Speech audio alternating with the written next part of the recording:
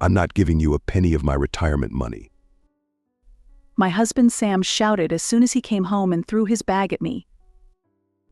It was a shock to me as I greeted my husband Sam with a smile on my face as he had finally returned home after many years of working alone as he reached retirement age. Divorce. Divorce now. Divorce. I couldn't believe that Sam would make such a standing joke, and I felt a mixture of confusion, sadness, and despair, and my heart was breaking. I was shaking, but shortly after, I noticed a crumpled-up piece of paper in my bag. I unfolded the paper and saw the words, "Run away now." I was terrified and panicked. Panicked with fear, I turned around and what I saw was, "Maria, how is your back?" Thanks to you, Natasha, the pain has gone away. The same usual chat about nothing else. I, Natasha Smith, live with my husband Sam, but I am the only one who is actually at home, as Sam is traveling around the country on his own. Because Sam's mother, Maria, needs nursing care, I spend more time at Maria's house, a 10-minute walk away, than alone in our home. Olivia is Sam's sister, also lives at Maria's house, but Olivia seems to be busy, so I basically take care of Maria. By the way, I wonder when Sam will come back. Well, when he contacted me the other day, he said next weekend, but I don't know because his schedule often changes at the last minute. He's on the verge of retirement, isn't he? Sighing deeply, Maria slowly sips the tea I have made. After all, the tea made by Natasha is delicious. Thank you very much. Maria asks me for more tea, so I make her some tea again. The tea the helper made me yesterday was so bad, so bad. I couldn't drink it very well. Maria complains. Olivia had arranged for a helper to come several times a month, but Maria felt more comfortable having me take care of her. When we were newlyweds, Sam, who insisted on tea, beat me into shape quite a bit. I chuckled, remembering my husband as a young man. He would say, "It has to be tea leaves from England." I even thought he was British. He's so weirdly hard-headed. Once he decided, that's all he does. Maria laughed happily and drank her second cup of tea neatly.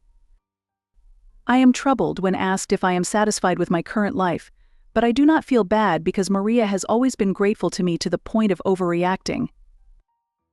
I cooked dinner, helped her bathe, and cleaned up as usual, and finally massaged her back before returning home. I was about to head to the bathroom to take care of myself when my cell phone rang. Hello. Oh, Natasha. I got off work early today. You. Good job. Speak of the devil, it was Sam who called me. Your mother was wondering when you were coming home. I see you've been there today. Thanks. Sam says apologetically. She seems to have a bad back these days, and she doesn't look so good. I see. That worries me. Sam groaned thoughtfully for a while, then painfully squeezed out a few words. I don't think I'll be able to go home until I reach retirement age. I'm sorry, Natasha, and I'm worried about my mother, but please, do something. Yeah, take it easy, Sam. I'll call you if I can make it home. We exchanged brief greetings and hung up the phone.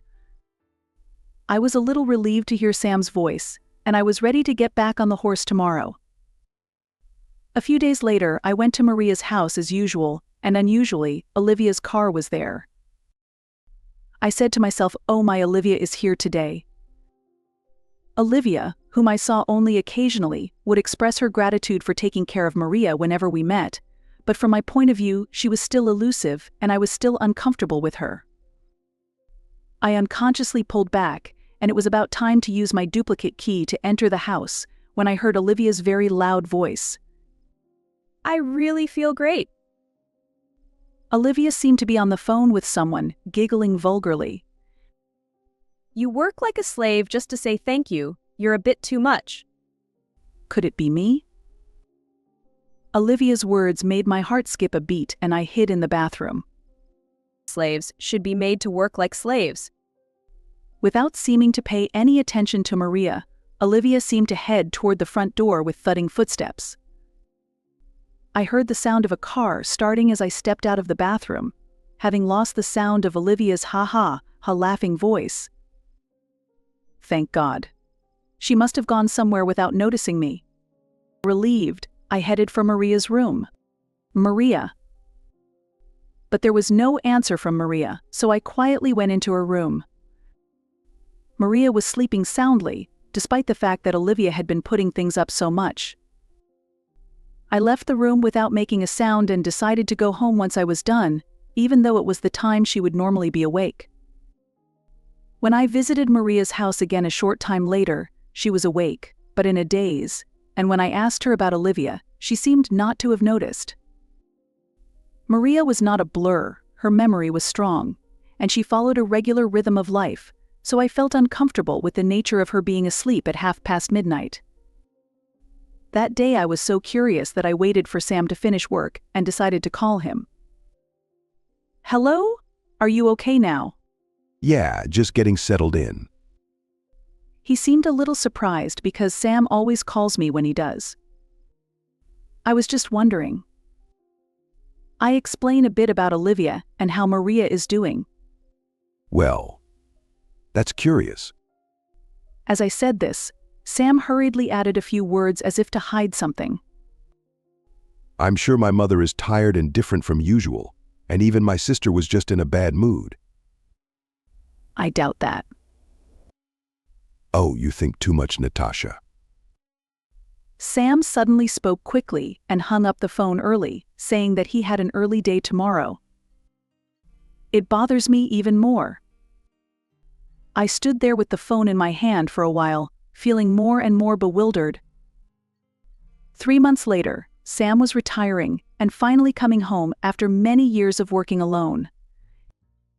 Maria and I had agreed that we would all celebrate his retirement together at her house, so we had been preparing for it since noon. Sam had called me yesterday to tell me that he would be home at night, and just after dusk, I heard the front door, which had been locked, being rattled. Could it be Sam? I went to the front door, my face breaking into a smile as my anticipation grew. You're early.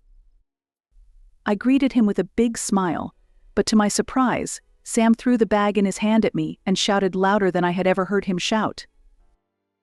I'm not giving you $1 of my severance pay. What's going on all of a sudden? Confused by the suddenness of the situation, I almost dropped the bag, but I grabbed it quickly and the contents flew out of the bag on the spur of the moment. Divorce. Divorce me now. Sam stares into my eyes with an urgent expression, as if appealing to me. Divorce. I almost stopped thinking as my legs trembled with the look on Sam's face, a look I had never seen before, and a turn of events I had never imagined. I was almost lost in thought.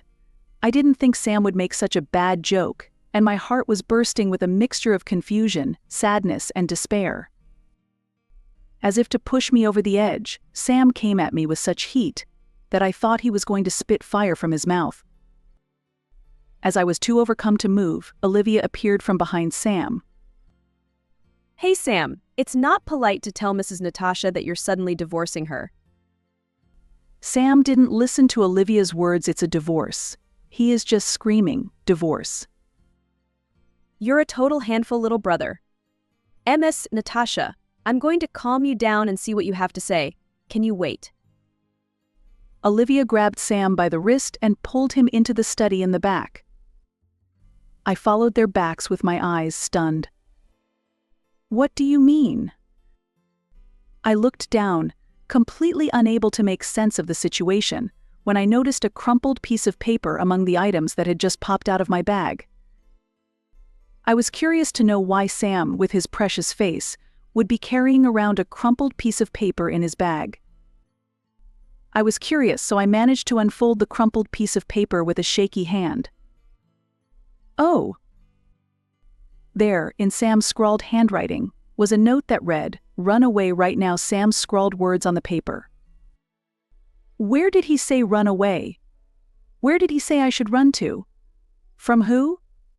Panicked, I subconsciously scurried around, looking for Sam.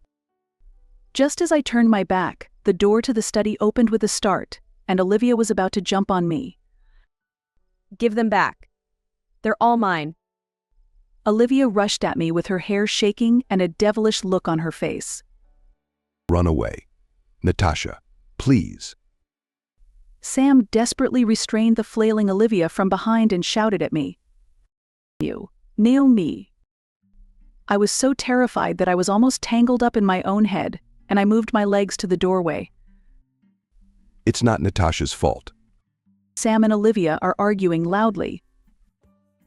Olivia is Olivia, yelling at me, thief and so on, yelling at me, but I pretend not to hear them and move my feet madly. I have never felt such a long way from the front door, I thought to myself, as if it were someone else's problem.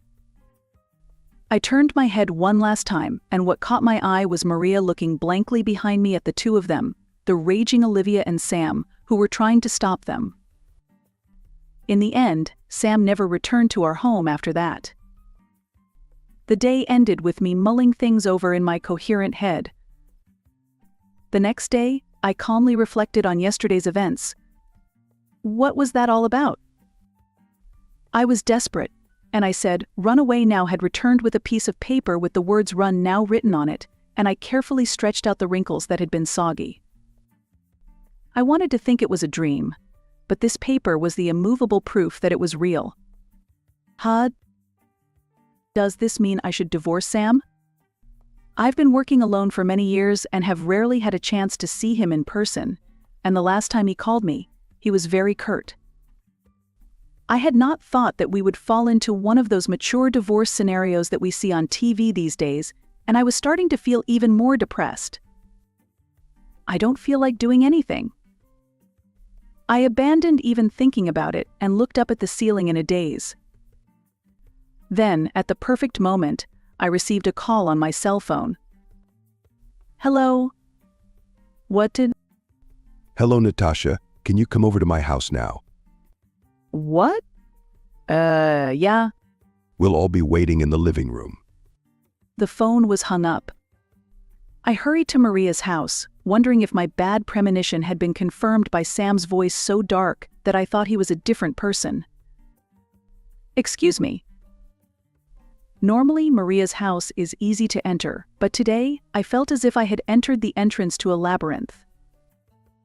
When I entered the living room, Sam and Olivia were already sitting side by side, so I sat down reservedly next to Maria.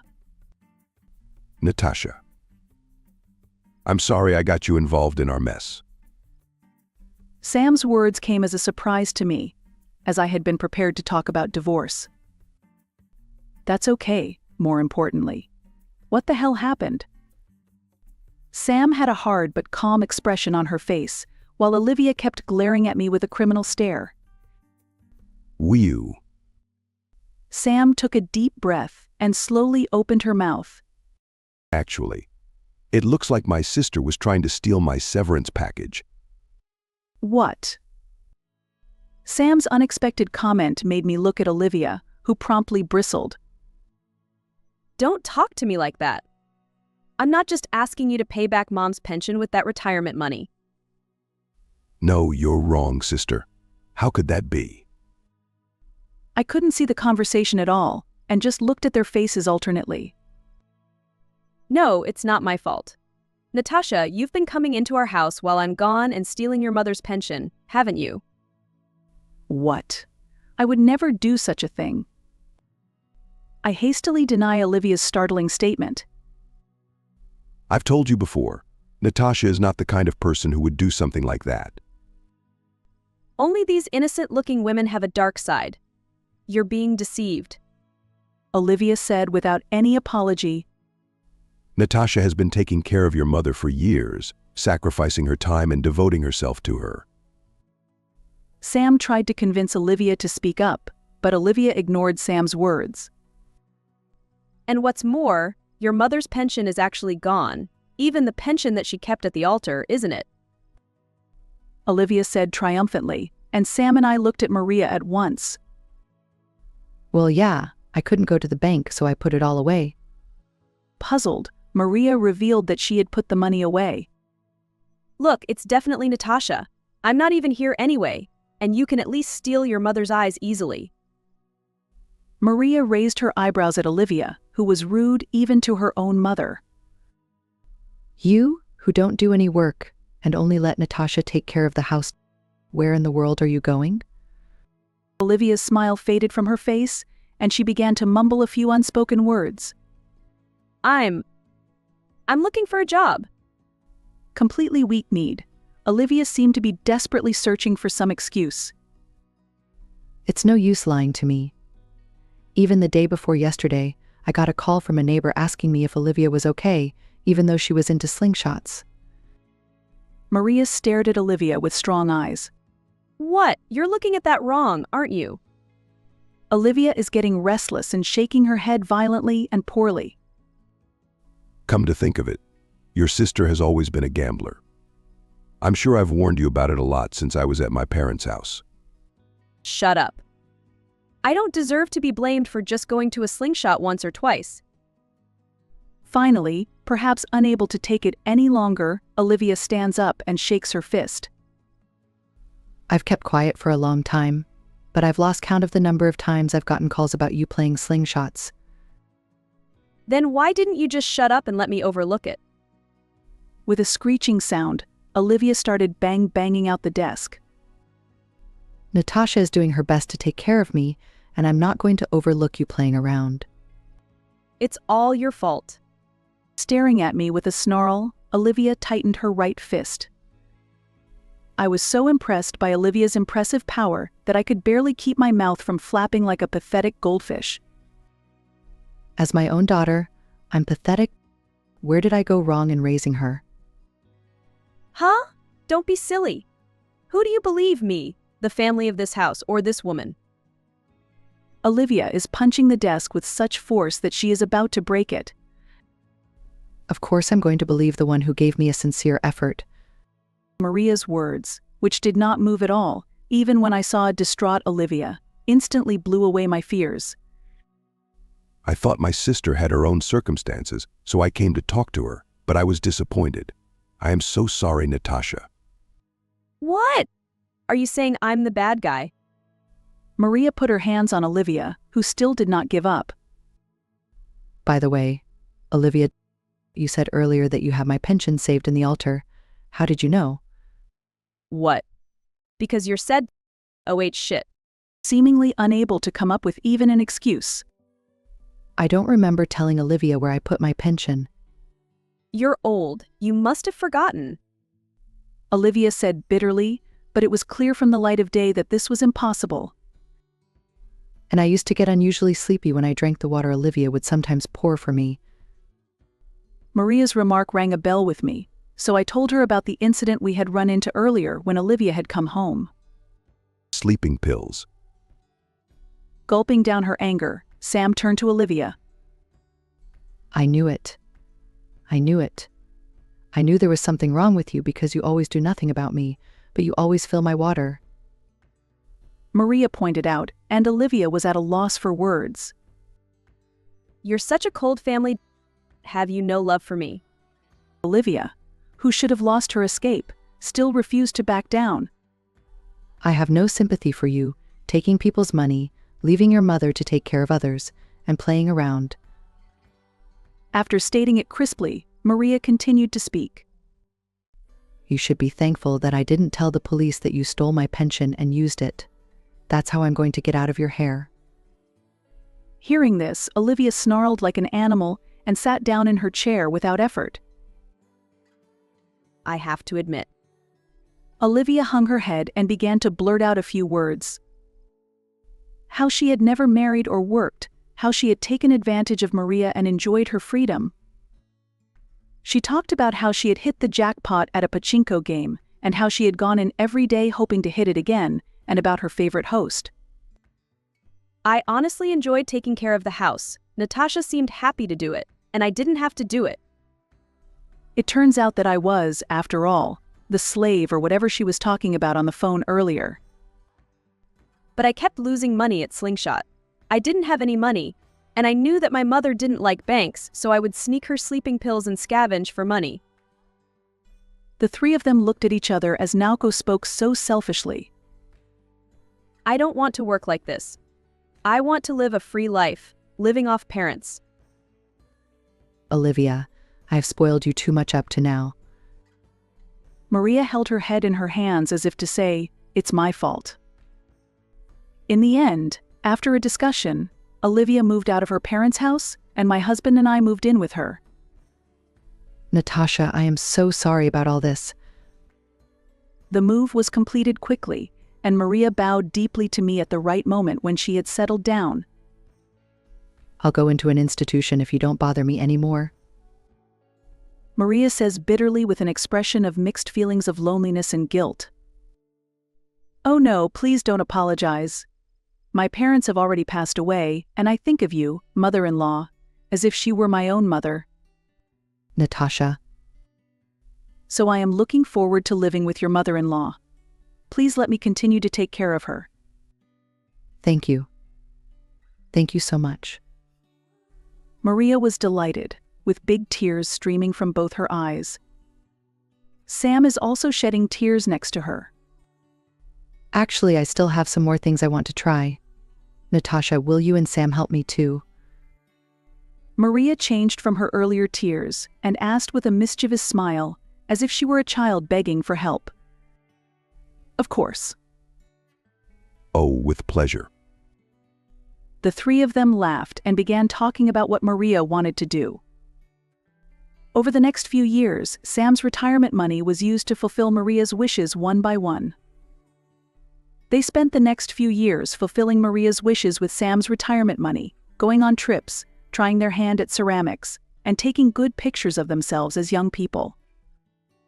But the good times were short-lived, and Maria passed away with a happy smile on her face. Maria. Sam gently patted my shoulder as I mumbled, unable to contain my sadness. We should at least invite your sister to the funeral. Sam seemed to be trying to make amends by having Olivia say goodbye to me. On the day of the funeral, Olivia was there, but even from a distance she looked so gaunt and battered.